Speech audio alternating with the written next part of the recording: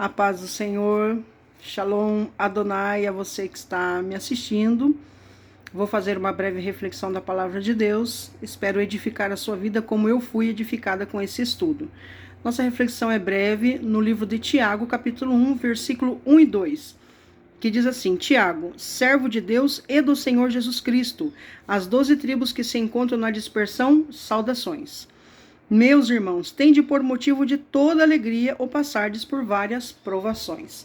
Importante você saber que a Epístola de Tiago é um dos livros mais antigos, se não o mais antigo do Novo Testamento. Tiago aqui é o irmão de Jesus, o meio-irmão de Jesus, né? Depois que Maria concebeu a Jesus Cristo, ela teve outros filhos. A Bíblia narra filhos e filhas. E Tiago aqui nessa época, nesse tempo, ele presidia a igreja de Jerusalém. Então ele está saudando os irmãos que estão na dispersão. E o que é essa dispersão?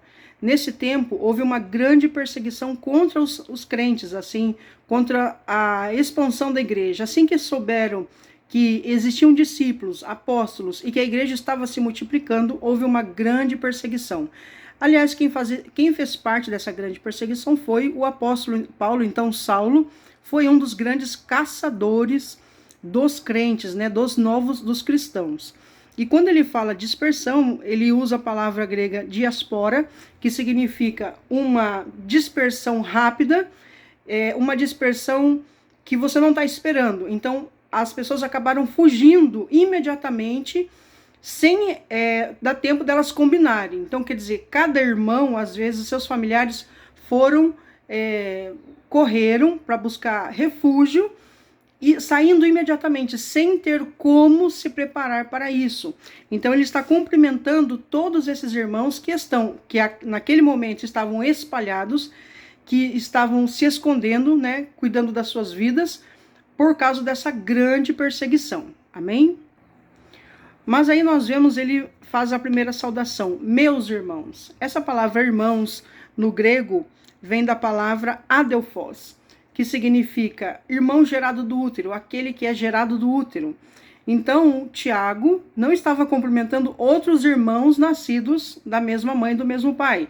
Ele estava dizendo, aqueles que foram gerados em Cristo, adelphos, vocês que foram gerados por Jesus, em Jesus e através de Jesus, eu estou saudando vocês, meus irmãos.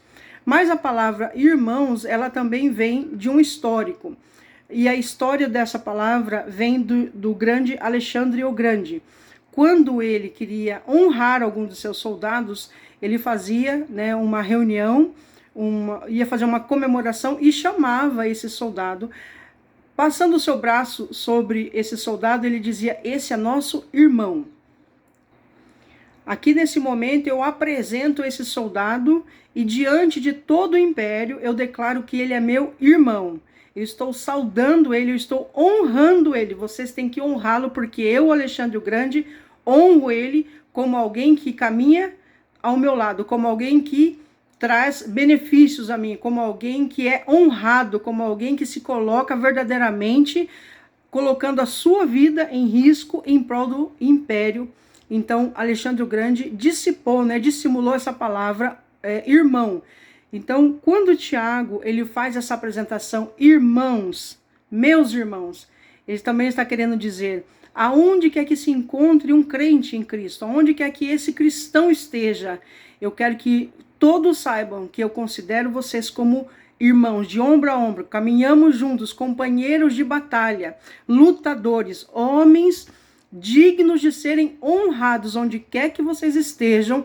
Vocês são meus irmãos e eu me sinto orgulhoso de caminhar com vocês, de estar com vocês, de fazer parte dessa equipe de soldados que se propõe a propagar o evangelho do reino no sentido mais alto da sua honraria. Né? Ele estava exaltando esses irmãos que estavam espalhados, que se encontravam com medo muitas vezes, né?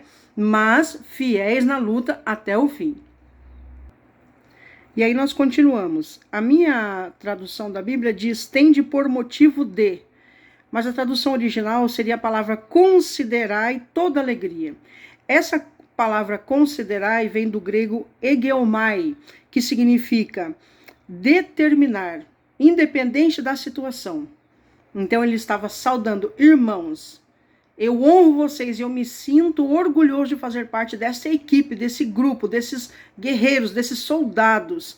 E eu quero que vocês saibam que vocês são honrados por toda a negativação, por toda a renúncia que vocês têm em prol do reino. Considerai, egeomai, considerai no sentido de não considere tal situação, mas se posicione diante das circunstâncias. Você não deve deixar a situação se mover. Você move a situação. Você determina. Você conta. Você impera diante da situação. Não é a situação que toma conta da sua vida. Considerai, egeomai, coloque, seja persistente diante dessas situações. Seja impositivo. Leve em consideração a sua atitude. Não é a situação que vai levar você a algum lugar, mas é você que vai se posicionar. Tome posicionamento diante das circunstâncias. As circunstâncias não devem mover a sua fé. As circunstâncias devem ser colocadas aos seus pés, porque você se posiciona diante das suas lutas, diante das suas guerras, diante das circunstâncias.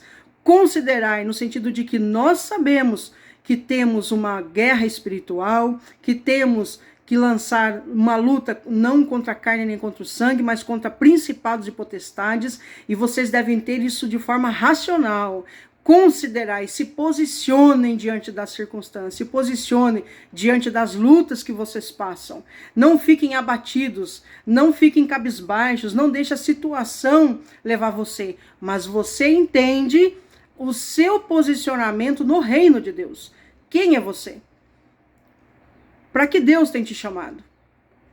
Considerai, se posicione. Se você entrou e se você abdicou de tudo, se você entregou a sua vida a Jesus, então se posicione diante das circunstâncias. Se posicione diante dos caminhos que aparecem à sua frente. Não é deixar ser levado pela circunstância. Não. Eu tenho que ter uma guerra consciente. Eu tenho que ter um posicionamento consciente. Eu tenho que ter uma posição de oração consciente. Eu tenho que ter uma imposição de palavras, de atitudes conscientes. Considerai, egeomai. Considere isso. Se posicione diante da situação que você está passando. Considerai toda a alegria. E aqui, a palavra alegria vem da palavra chara, que é a raiz da palavra charis, que é sobre graça, que fala sobre graça. Então, a palavra alegria, quando você estuda a raiz da palavra, nesse contexto, ele está dizendo: considerai alegria quando você passar pelas circunstâncias, pelas tentações, pelas lutas. Ele está dizendo: alegria é uma graça de Deus na sua vida.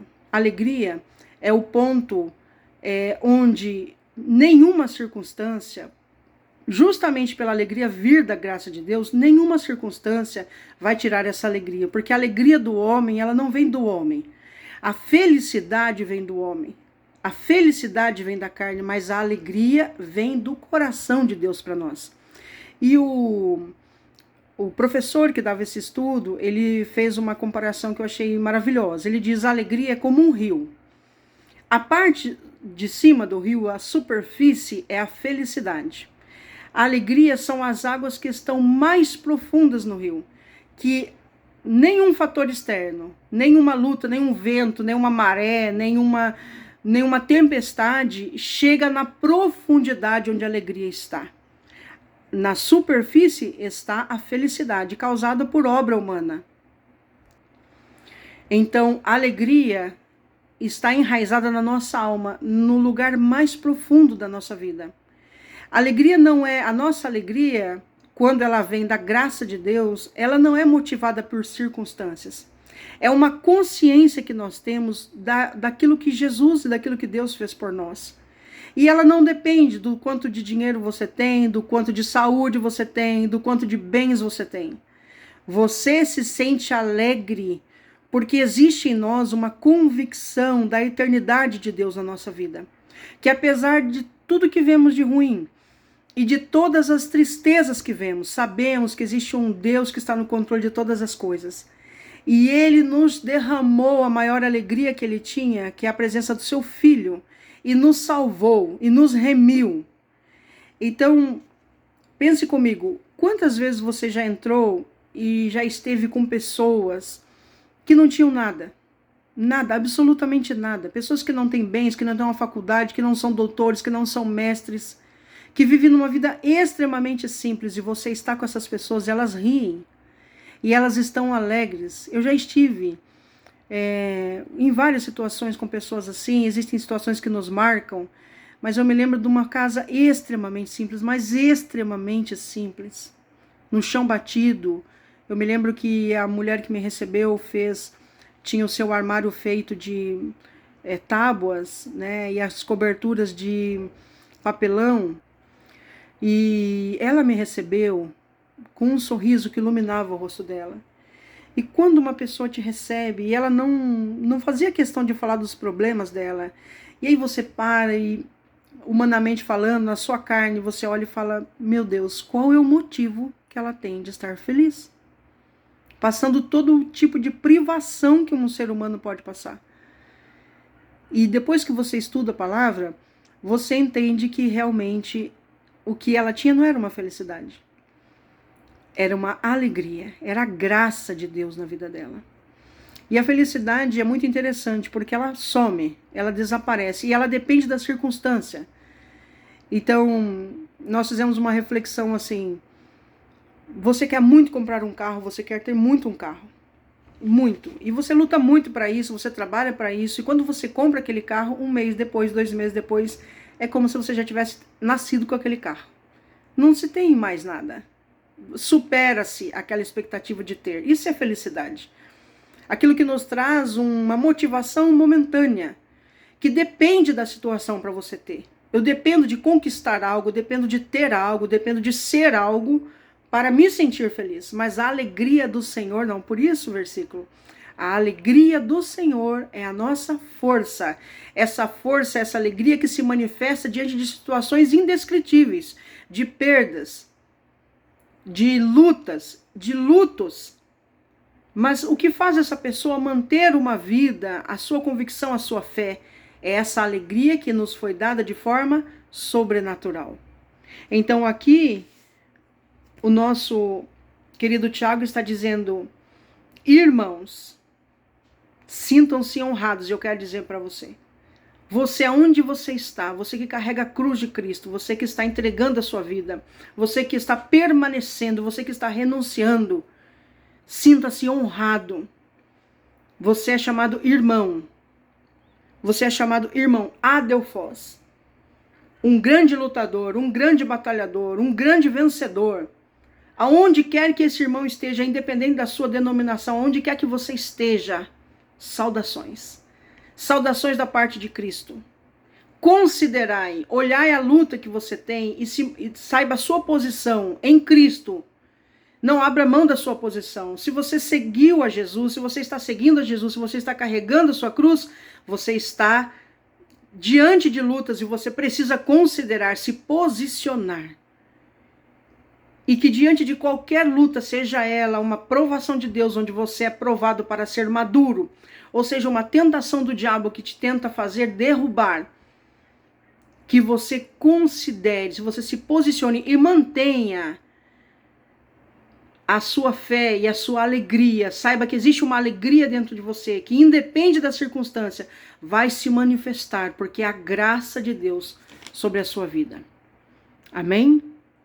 Eu espero que você tenha aprendido um pouco como eu aprendi. Eu gosto muito dos ensinamentos do pastor Rick Renner. Se você quiser depois procurar e você se aprofunde, que ele é um especialista, doutor em grego. E eu gosto muito do estudo do grego e do hebraico. Mas nós podemos aprender muito e aprofundar muito o nosso conhecimento. E eu espero que uma gotinha daquilo que eu aprendi, que eu possa ter passado para você também. Amém? Saudações, Shalom, Adonai. Deus te abençoe.